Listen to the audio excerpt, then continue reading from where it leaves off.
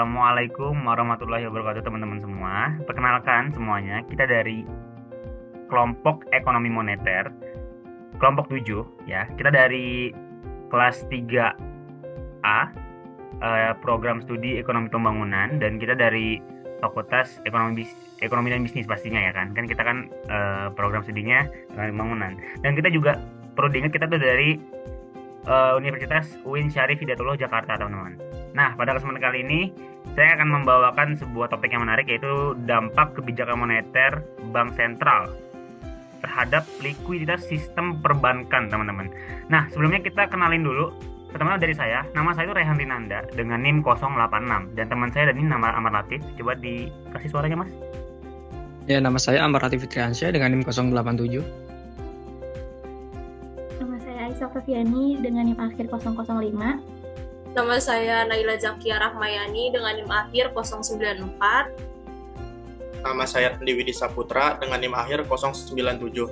Nah ya, kami berlima nih akan menjelaskan sedikit terkait dengan salah satu jurnal yang kami bahas, yang tadi sempat saya sampaikan, judulnya itu terkait dengan dampak kebijakan moneter Bank Sentral. Jadi Bank Sentral itu membuat sebuah kebijakan moneter. Terhadap apa? Dampaknya terhadap likuiditas sistem perbankan. Nah, tanpa berlama-lama lagi, saya akan menyerahkan pembahasan ini ke Kakak Naila Zakia. Silakan Kakak Naila Zakia untuk memberikan sebuah pembahasan. Oke, baik. Jadi, likuiditas sistem perbankan itu merupakan indikator utama stabilitas keuangan suatu negara. Nah, hal ini merujuk pada kemampuan bank untuk memenuhi kewajiban keuangan mereka tepat waktu, termasuk pembayaran kepada deposan, kreditur, dan pemegang saham. Nah, stabilitas likuiditas ini memegang elemen kunci untuk mendukung kepercayaan masyarakat terhadap sistem perbankan. Nah, namun stabilitas ini sangat bergantung pada kebijakan moneter yang diterapkan oleh Bank Sentral. Kebijakan moneter sendiri merupakan seperangkat tindakan yang diambil untuk mengatur jumlah uang yang beredar, tingkat suku bunga, dan persyaratan cadangan. Nah, dari kasus yang kita ambil, yakni di Uzbekistan, Bank Sentral mereka menggunakan berbagai macam instrumen seperti refinancing rate, operasi pasar terbuka, dan persyaratan cadangan wajib untuk memastikan likuiditas perbankan tetap terjaga. Nah, studi ini juga bertujuan untuk memahami bagaimana kebijakan moneter mempengaruhi likuiditas sistem perbankan, serta untuk mengidentifikasi faktor-faktor yang berdampak pada stabilitas keuangan. Nah, dengan menggunakan data dari 10 bank umum terbesar di Uzbekistan, kita dapat melihat bahwa bagaimana instrumen moneter dapat mempengaruhi aspek-aspek utama seperti kualitas aset, jumlah ekuitas, dan volume simpanan. Oke, bagian selanjutnya itu ada tinjauan data dan analisisnya. Untuk memberikan gambaran yang jelas, data yang digunakan dalam analisis ini mencakup kinerja keuangan dari 10 bank umum terbesar di Uzbekistan. Bank-bank ini pun memiliki kontribusi lebih dari 80% terhadap total aset sistem perbankan nasional, sehingga data mereka cukup representatif untuk menganalisis dinamika likuiditas. Nah, dan beberapa indikator utama yang dianalisis ini meliputi yang pertama itu ada rasio aset likuiditas terhadap total aset. Indikator ini menunjukkan seberapa besar porsi aset yang dapat langsung digunakan untuk memenuhi kewajiban. Dalam periode analisis, rasio ini menurun dari 31,2% pada 2013 menjadi hanya 13,6% pada tahun 2019. Dan rasio ini pun juga menunjukkan adanya penurunan kapasitas bank untuk menghadapi risiko likuiditas. Indikator yang kedua yaitu pertumbuhan simpanan dan pinjaman. Simpanan nasabah hanya tumbuh sebesar 5,2 kali lipat dalam periode analisis, jauh lebih rendah dibandingkan pertumbuhan penyaluran kredit yang mencapai 7,4 kali lipat. Ketidakseimbangan ini memperlihatkan peningkatan ketergantungan pada dana eksternal, seperti dari lembaga keuangan internasional untuk mendukung ekspansi kredit. Dan pada indikator yang ketiga akan disampaikan oleh Mas Randi. Baik, untuk indikator yang ketiga yaitu komposisi aset bermasalah. Selama periode ini, porsi aset bermasalah bank terhadap total aset relatif stabil di kisaran 6%. Meskipun stabil, aset bermasalah tetap menjadi salah satu hambatan utama yang mempengaruhi likuiditas, karena aset-aset ini sulit dikonversi menjadi uang tunai.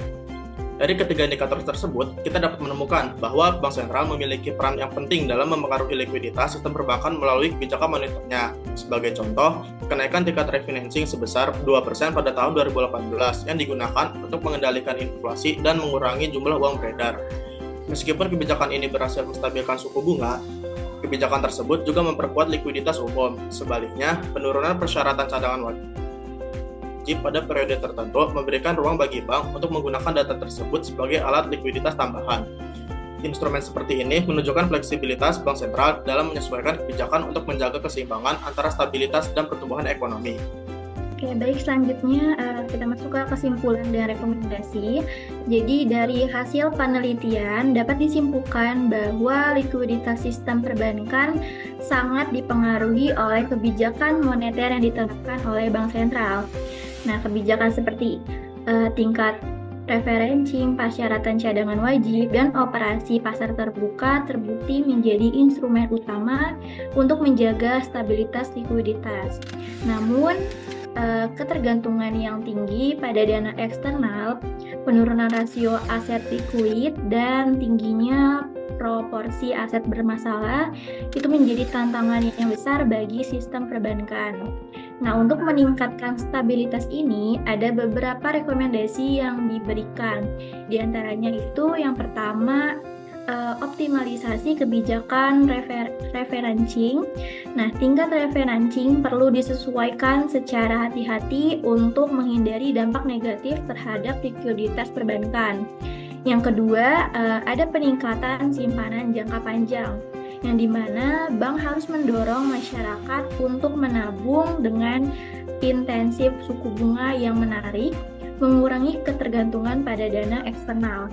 Yang ketiga, diversifikasi aset. Nah, bank perlu mengalokasikan lebih banyak sumber daya pada aset yang likuid seperti surat berharga pemerintah. Yang keempat, ada pengawasan dan regulasi yang ketat, di mana Bank Sentral harus memastikan kepatuhan terhadap standar likuiditas untuk mengidentifikasi risiko lebih dini.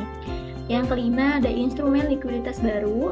Nah, ini pengenalan fasilitas seperti pinjaman refinancing overnight dapat membantu bank komersial mengelola kebutuhan likuiditas jangka pendek. Yang terakhir, ada edukasi keuangan masyarakat, di mana kita meningkatkan literasi keuangan untuk mendorong partisipasi masyarakat dalam sistem perbankan formal.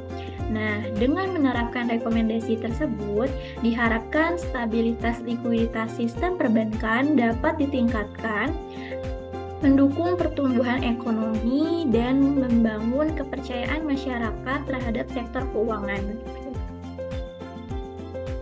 Kurang lebih seperti itu teman-teman, terkait pembahasan yang menarik dari dampak kebijakan moneter terhadap likuiditas perbankan.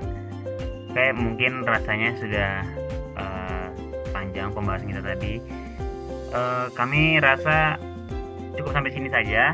Kami akan menutup pembahasan kita kali ini. Jadi terima kasih telah menyimak. Semoga apa yang disampaikan tadi akan menjadi wawasan yang baik, baru, dan mungkin menarik buat teman-teman ya.